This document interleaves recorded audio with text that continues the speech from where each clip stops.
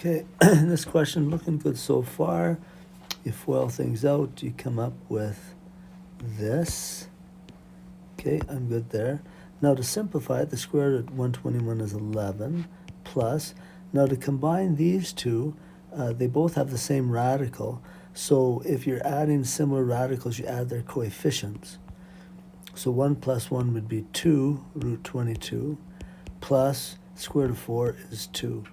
Now I can add the 11 and the 2, so I'll get 13 plus 2 root 22. And that's where I would finish things.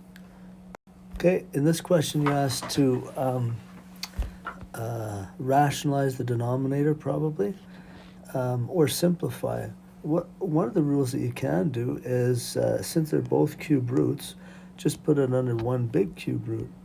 So 405x to the 7th over 15, oh that's a 5, 15x to the 5th.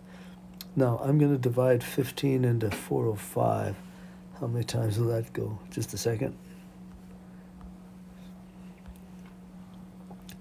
405 divide 15, 27. Okay, get rid of this. So when I divide 405 by 15, I get 27. This is cube root. So cube root, this will be 27. And when I'm dividing common bases, subtract their exponents, so it'd be x squared. Now 27, I can separate this to be the cube root of 27 multiplied by the cube root of x squared. And the cube root of 27 is just plain 3. So it'd be 3 times the cube root of x squared. I'd love to have been able to bring something out there, but 3 means I have to have 3 of the same things inside and only have 2.